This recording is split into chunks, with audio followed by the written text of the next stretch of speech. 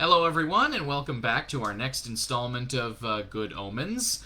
I apologize for yesterday. I was feeling a little bit under the weather and didn't particularly want to sit up for a half hour at the most to do this and to perform this.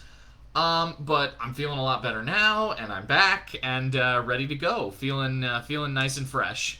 So we're going to finish up Chapter 3 today, which I think is a great stopping place going into the weekend, is the end of a chapter. Otherwise, we would have been left on a middle of the chapter cliffhanger going into the weekend. So this worked out for the best, more or less. So, where we've left off is Crowley and Aziraphale have discovered that the child they've been watching over all these years was not, in fact, the Antichrist that they thought it was. So they're going back to the hospital where Warlock was born to try and figure out what the heck happened. And along the way, they run into Anathema Device, who is a witch who was riding a bicycle, and they drive her a little ways, and it turns out that she lost her book in their car, and so that's important. And then they find that the hospital has been transformed into a management training facility. So they're going in there right now in the midst of a paintball tournament that has just gone dreadfully awry, and we'll see how that happens here. And here we go. Nigel Tompkins had come to with a mild headache and a vaguely empty space in his recent memory. He was not to know that the human brain, when faced with a sight too terrible to contemplate, is remarkably good at scabbing it over with forced forgetfulness, so he put it down to a pellet strike to the head. He was vaguely aware that his gun was somewhat heavier, but in his mildly bemused state he did not realize why until some time after he'd pointed it at trainee manager Norman Weathered from Initial Audit and pulled the trigger. "I don't see why you're so shocked," said Crowley. "He wanted a real gun. Every desire in his head was for a real gun." "But you've turned him loose on all those unprotected people," said Aziraphale. "Oh, no," said Crowley. "Not exactly. Fair's fair." The contingent from financial planning were lying flat on their faces in what had once been the ha-ha, although they weren't very amused. "I always said you couldn't trust those people from purchasing," said the deputy financial manager. "The bastards!" A shot pinged off the wall above him. He crawled hurriedly over to the little group clustered around the fallen Weathered. "How's it look?" he said. The assistant head of wages turned a haggard face toward him. "Pretty bad," he said. "The bullet went through nearly all of them. Access, Barclaycard, diners, the lot." It was only the American Express Gold that stopped it," said Weathered. They looked in mute horror at the spectacle of a credit card wallet with a bullet hole nearly all the way through it. "Why'd they do it?" said a wages officer. The head of internal audit opened his mouth to say something reasonable, and didn't. Everyone had a point where they crack, and his had just been hit with a spoon. 20 years in the job. He'd wanted to be a graphic designer, but the careers master hadn't heard of it. 20 years of double-checking Form BF-18. 20 years of cranking the bloody hand calculator, when even the people in forward planning had computers. And now, for reasons unknown, but possibly to do with reorganization and a desire to do away with all the expense of early retirement, they were shooting at him with bullets. The armies of paranoia marched behind his eyes. He looked down at his own gun. Through the mists of rage and bewilderment, he saw that it was bigger and blacker than it had been when it was issued to him. It felt heavier, too. He aimed it at a nearby bush and watched a stream of bullets blow the bush into oblivion. Oh. So that was their game. Well, someone had to win. He looked at his men. "Okay, guys," he said. "Let's get the bastards." "The way I see it," said Crowley, "no one has to pull the trigger." He gave Aziraphale a bright and brittle grin. "Come on," he said. "Let's have a look around while everyone's busy." Bullets streaked across the night. Jonathan Parker, purchasing section, was wriggling through the bushes when one of them put an arm around his neck. Nigel Tompkins spat a cluster of rhododendron leaves out of his mouth. "Down there it's company law," he hissed through mud-encrusted features. "But up here, it's me." "That was a pretty low trick," said Aziraphale as they strolled along the empty corridors. What'd I do? What'd I do? Said Crowley, pushing open doors at random. There are people out there shooting one another! Well, that's just it, isn't it? They're doing it themselves. That's what they really want to do. I just assisted them. Think of it as a microcosm of the universe. Free will for everyone. Ineffable, right? Aziraphale glared. Oh, all right, said Crowley wretchedly. No one's actually going to get killed. They're all going to have miraculous escapes. Won't be any fun otherwise. Aziraphale relaxed. You know, Crowley, he said, beaming, I've always said that deep down inside you're really quite... All right, Crowley snapped. Tell the whole blessed world, why don't you? After a while, loose alliances began to emerge. Most of the financial departments found they had interests in common, settled their differences, and ganged up on forward planning. When the first police car arrived, 16 bullets from a variety of directions had hit it in the radiator before it got halfway up the drive. 2 more took out its radio aerial, but they were too late. Too late. Mary Hodges was just putting down the phone when Crowley opened her office door. It must be terrorists, she snapped. Or poachers. She peered at the pair of them. You are the police, aren't you? She said. Crowley saw her eyes begin to widen. Like all demons, he had a good memory for faces, even after 11 years, the loss of a wimple, and the addition of some rather severe makeup. He snapped his fingers. She settled back in her chair, her face becoming a blank and amiable mask. There was no need for that, said Aziraphale. Good. Crowley glanced at... Oh, sorry. Good. Crowley glanced at his watch. Morning, ma'am, he said in a sing-song voice. We're just a couple of supernatural entities, and we were out wondering if you might help us with the whereabouts of the notorious son of Satan. He smiled coldly at the angel. I'll wake her up again, shall I, and you can say it. Well, since you put it like that, said the angel slowly. Sometimes the old ways are best, said Crowley. He turned to the impassive woman.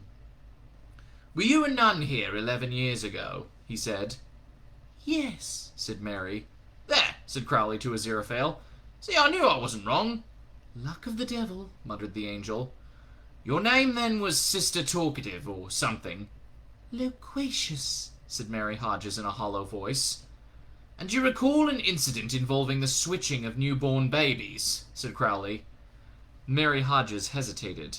When she did speak, it was as though memories that had been scabbed over were being disturbed for the first time in years. Yes, she said. Is there any possibility that the switch could have gone wrong in some way? I do not know. Crowley thought for a bit. You must have had records, he said. There are always records. Everybody has records these days. He glanced proudly at Aziraphale. It was one of my better ideas. Oh, yes, said Mary Hodges. And where are they? Said Aziraphale sweetly. There was a fire just after the birth. Crowley groaned and threw his hands in the air. That was Hasta, probably, he said. It's his style. Can you believe those guys? I bet he thought he was being really clever. Do you recall any details about the other child? Said Aziraphale. Yes. Please tell me. He had lovely little toesy-woesies. Oh, and he was very sweet, said Mary Hodges wistfully. There was the sound of a siren outside, abruptly broken off as a bullet hit it. Aziraphale nudged Crowley. Get a move on, he said. We're going to be knee-deep in police at any moment, and I will of course be morally obliged to assist them in their inquiries. He thought for a moment. Perhaps if she can remember if there were any other women giving birth that night, and... There was the sound of running feet downstairs. Stop them, said Crowley. We need more time. Any more miracles and we'll really start getting noticed by up there, said Aziraphale. If you really want Gabriel or someone wondering why 40 policemen have gone to sleep. Okay, said Crowley. That's it. It was worth a try. Let's get out of here. In 30 seconds you will wake up, said Aziraphale to the entranced ex-nun. And you will have had a lovely dream about whatever you like best, and... Yes, fine, sighed Crowley. Now can we go? No one noticed them leaving. The police were too busy herding in 40 adrenaline-drunk, fighting-mad management trainees. 3 police vans had gouged tracks in the lawn, and Aziraphale made Crowley back up for the first of the ambulances, but then the Bentleys swished into the night. Behind them, the summer house and gazebo were already ablaze. We've really left that poor woman in a dreadful situation, said the angel. You think? Said Crowley, trying to hit a hedgehog and missing. Bookings'll double, you mark my words. If she plays her cards right, sorts out the waivers, ties up all the legal bits, initiative training with real guns, they'll form queues. Why are you always so cynical? I said, because it's my job. They drove in silence for a while. Then Aziraphale said, You'd think he'd show up, wouldn't you? You'd think we could detect him in some way. He won't show up. Not to us. Protective camouflage. He won't even know it, but his powers will keep him hidden from prying occult forces. Occult forces? You and me, explained Crowley. I'm not a cult, said Aziraphale. Angels aren't a cult, we're ethereal. Whatever, snapped Crowley, too worried to argue. Is there some other way of locating him? Crowley shrugged. Search me, he said. How much experience do you think I've got in these matters? Armageddon only happens once, you know. They don't let you go around again until you get it right. The angel stared out at the rushing hedgerows. It all seems so peaceful, he said. How do you think it'll happen? Well, thermonuclear extinction has always been very popular, although I must say the big boys are being quite polite to each other at the moment. Asteroid strike, said Aziraphale. Quite the fashion these days, I understand. Strike into the Indian Ocean, great big cloud of dust and vapor, goodbye all higher life forms. Wow, said Crowley, taking care to exceed the speed limit. Every little bit helped. Doesn't bear thinking about it, does it? Said Aziraphale gloomily. All the higher life forms sighed away, just like that. Terrible. Nothing but dust and fundamentalists. That was nasty. Sorry, couldn't resist it. They stared at the road. Maybe some terrorist? Aziraphale began. Not one of ours, said Crowley. Or ours, said Aziraphale. Although ours are freedom fighters, of course. I'll tell you what, said Crowley, scorching rubber on the Tadfield bypass. Cards on the table time. I'll tell you ours if you tell me yours. All right, you first. Oh no, you first. But you're a demon. Yes, but a demon of my word, I should hope. Aziraphale named 5 political leaders. Crowley named 6. 3 names appeared on both lists. See, said Crowley. It's just like I've always said. They're cunning buggers, humans. You can't trust them an inch. But I don't think any of ours have any big plans afoot, said Aziraphale. Just minor acts of political protest, he corrected. Ah, said Crowley bitterly. You mean none of this cheap mass-produced murder? Just personal service, every bullet individually fired by skilled craftsmen? Aziraphale didn't rise to it. What are we going to do now? Try and get some sleep. You don't need sleep. I don't need sleep. Evil never sleeps and virtue is ever vigilant. Evil in general, maybe. This specific part of it has got into the habit of getting its head down occasionally. He stared into the headlights. The time would come soon enough when sleep would be right out of the question. When those below found out that he personally had lost the Antichrist, they'd probably dig out all those reports he'd done on the Spanish Inquisition and try them out on him, one at a time and then all together. He rummaged in the glove compartment, fumbled a tape at random, and then slotted it into the player. A little music would... Beelzebub has a devil put aside for me, for me, for me, murmured Crowley. His expression went blank for a moment. Then he gave a strangled scream and wrenched on the on-off knob. Of course, we might be able to get a human to find him, said Aziraphale thoughtfully. What? Said Crowley distractedly. Humans are good at finding other humans. They've been doing it for thousands of years.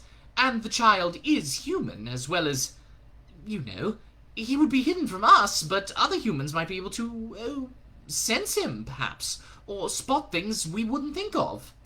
It wouldn't work. He's the Antichrist.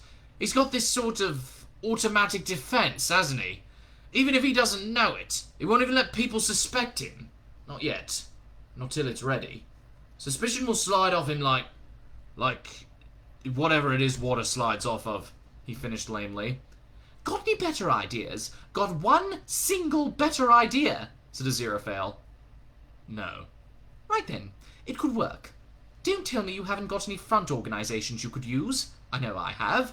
We could see if they can pick up the trail. What could they do that we couldn't do? Well, for a start, they wouldn't get people to shoot one another. They wouldn't hypnotize respectable women. Okay. But it hasn't got a snowball's chance in hell, believe me, I know. But I can't think of anything better. Crowley turned onto the motorway and headed for London.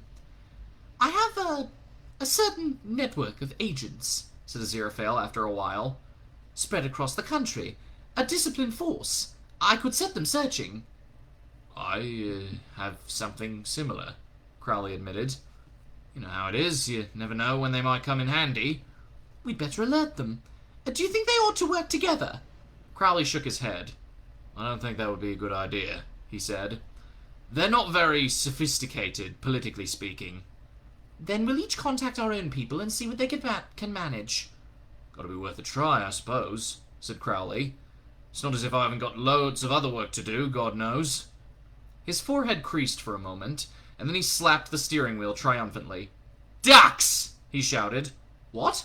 That's what water slides off! Aziraphale took a deep breath. Just drive the car, please, he said wearily. They drove back through the dawn while the cassette player played J.S. Bach's Mass in B minor, vocals by F. Mercury. Crowley liked the city in the early morning. Its population consisted almost entirely of people who had proper jobs to do and real reasons for being there, as opposed to the unnecessary millions who trailed in after 8 a.m., and the streets were more or less quiet. There were double yellow no parking lines in the narrow road outside Aziraphale's bookshop, but they obediently rolled back on themselves when the Bentley pulled into the curb. Well, okay, he said as Aziraphale got his coat from the back seat. We'll keep in touch, okay? What's this? Said Aziraphale, holding up a brown oblong. Crowley squinted at it. A book, he said.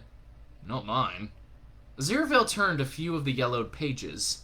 Tiny bibliophilic bells rang in the back of his mind. It must have belonged to that young lady, he said slowly. We ought to have got her address. Look, I'm in enough trouble as it is. I don't want it to get about that I go around returning people's property to them, said Crowley. Aziraphale reached the title page. It was probably a good job Crowley couldn't see his expression. I suppose you could always send it to the post office there, said Crowley, if you really feel you must. Address it to the mad woman with the bicycle. Never trust a woman who gives funny names to means of transport. Yes, certainly, said the angel. He fumbled for his keys, dropped them on the pavement, picked them up, dropped them again, and hurried to the shop door. We'll be in touch then, shall we? Crowley called after him. Aziraphale paused in the act of turning the key. What? He said. Oh, yes, fine. Jolly good. And he slammed the door. Right, mumbled Crowley, suddenly feeling very alone.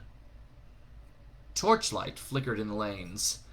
The trouble with trying to find a brown-covered book among brown leaves and brown water at the bottom of a ditch of brown earth in the brown, well, grayish light of dawn, was that you couldn't. It wasn't there. Anathema tried every method of search she could think of. There was the methodical quartering of the ground, there was the slapdash poking at the bracken by the roadside, there was the nonchalant sidling up to it and looking out the side of her eye. She even tried the one which every romantic nerve in her body insisted should work, which consisted of theatrically giving up, sitting down, and letting her glance fall naturally on a patch of earth, which, if she had been in any decent narrative, should have contained the book. It didn't. Which meant that, as she had feared all along, that it was probably in the back of a car belonging to two consenting cycle repairmen. She could feel generations of Agnes Nutter's descendants laughing at her. Even if those two were honest enough to want to return it, they'd hardly go to all the trouble of finding a cottage they'd barely seen in the dark. The only hope was that they wouldn't know what it was they'd got. Aziraphale, like many Soho merchants who specialized in hard-to-find books for the discerning connoisseur, had a back room, but what was in there was far more esoteric than anything normally found inside a shrink-wrap bag for the customer who knows what he wants. He was particularly proud of his books of prophecy, first editions, usually, and every one was signed. He'd got Robert Nixon, a 16th-century half-wit not related to any U.S. president, and Martha the Gypsy, and Ignatius Sibella, and old Otwell Binns. Nostradamus had signed To Mine Old Friend Aziraphale and Best Wishes. Mother Shipton had spilled drink on his copy, and in a climate-controlled cabinet in one corner was the original scroll in the shaky handwriting of St. John the Divine of Patmos, whose revelation had been the all-time best-seller. Aziraphale had found him a nice chap, if a bit too fond of odd mushrooms. What the collection did not have was a copy of the nice and accurate prophecies of Agnes Nutter, and Aziraphale walked into the room holding it as a keen philatelist might hold a Mauritius blue that had just turned up on a postcard from his aunt. He'd never even seen a copy before, but he'd heard about it. Everyone in the trade, which considering it was a highly specialized trade meant about a dozen people, had heard of it. Its existence was a sort of vacuum around which all sorts of strange stories had been orbiting for hundreds of years. Aziraphale realized he wasn't sure if you could orbit a vacuum and didn't care. The nice and accurate prophecies made the Hitler diaries look like, well, a bunch of forgeries. His hands hardly shook at all as he laid it down on a bench, pulled on a pair of surgical rubber gloves, and opened it reverentially. Aziraphale was an angel, but he also worshipped books. The title page said, "The Knife and Accurate Prophecies of Agnes Nutter," in slightly smaller type, "being a certain and precise hiftory from the Prefende unto the ending of this world," in slightly larger type, "containing therein many diverse wonders and precepts for the wife," in a different type, "more complete than ever yet before published," in smaller type but in capitals, "concerning the strange times ahead," in slightly desperate italics, "and events of a wonderful nature," in larger type once more, "reminiscent of Nostradamus at hif beft," Ursula Shipton. The prophecies were numbered, and there were more than 4,000 of them. "Steady? Steady?" Aziraphale muttered to himself. He went into the little kitchenette and made himself some cocoa and took some deep breaths. Then he came back and read a prophecy at random. 40 minutes later, the cocoa was still untouched. The red-haired woman in the corner of the hotel bar was the most successful war correspondent in the world. She now had a passport in the name of Carmine Zuigeber, and she went where the wars were. Well, more or less. Actually, she went where the wars weren't. She'd already been where the wars were. She was not well known, except where it counted. Get half a dozen war correspondents together in an airport bar, and the conversation will, like a compass orienting to north, swing around to Murchison of the New York Times, to Van Horn of Newsweek, to Anforth of ITN News. The war correspondents' war correspondents. But when Murchison and Van Horn and Anforth ran into each other in a burnt-out shack in Beirut or Afghanistan or the Sudan, after they'd admired each other's scars and had downed a few, they would exchange odd anecdotes of Red Zuigeber from the National World Weekly. "That dumb rag," Murchison would say, "doesn't goddamn know what it's goddamn got." Actually, the National World Weekly did know just what it had got. It had a war correspondent. It just didn't know why or what to do with one now that it had her. A typical National World Weekly would tell the world how Jesus' face was seen on a Big Mac bun bought by someone from Des Moines, with an artist's impression of the bun. How Elvis Presley was recently sighted working in a Burgerland in Des Moines, how listening to Elvis records cured a Des Moines housewife's cancer, how the spate of werewolves infesting the Midwest are the offspring of noble pioneer women raped by Bigfoot, and that Elvis was taken by space aliens in 1976 because he was too good for this world. Remarkably, one of these stories is indeed true. That was the National World Weekly. They sold 4 million copies a week, and they needed a war correspondent like they needed an exclusive interview with the Secretary General of the United Nations. This interview was in fact done in 1983 and went as follows. "You're the Secretary General of the United Nations, then?" "See. Ever sighted Elvis?" So they paid Red Zuigeber a good deal of money to go and find wars, and ignored the bulging, badly typed envelopes she sent them occasionally from around the world to justify her, generally fairly reasonable, expense claims. They felt justified in this because, as they saw it, she really wasn't a very good war correspondent, although she was undoubtedly the most attractive, which counted for a lot on the National World Weekly. Her war reports were always about a bunch of guys shooting at each other, with no real understanding of the wider political ramifications, and more importantly, no human interest. Occasionally, they would hand one of her stories over to a rewrite man to fix up. Jesus appeared to 9-year-old Manuel Gonzalez during a pitched battle on the Rio Concorsa, and told him to go home because his mother worried about him. "I knew it was Jesus," said the brave little child, "because he looked just like he did when his picture miraculously appeared on my sandwich box." Mostly, the National World Weekly left her alone and carefully filed her stories in the rubbish bin. Murchison and Van Horn and Anforth didn't care about this. All they knew was that whenever a war broke out, Miss Zweegeber was there first. Practically before. How does she do it? They would ask each other incredulously. How the hell does she do it? And their eyes would meet and silently say, if she was a car, she'd be made by Ferrari, and she's the kind of woman you'd expect to see as the beautiful consort to the corrupt generalissimo of a collapsing third world country, and she hangs around with guys like us. We're the lucky guys, right? Ms. Zweegeber just smiled and bought another round of drinks for everybody on the National World Weekly, and watched the fights break out around her, and smiled. She had been right. Journalism suited her. Even so, everyone needs a holiday, and Red Zweegeber was on her first in 11 years. She was on a small Mediterranean island which made its money from the tourist trade, and that in itself was odd. Red looked to be the kind of woman who, if she took a holiday on any island smaller than Australia, would be doing so because she was friends with the man who owned it. And had you told any islander a month before that war was coming, he would have laughed at you and tried to sell you a raffia-work wine holder or a picture of the bay done in seashells. That was then. This was now. Now in a deep religio-political divide, considering which of 4 small island countries they weren't actually a part of, had split the country into 3 factions, destroyed the statue of Santa Maria in the town square, and done for the tourist trade.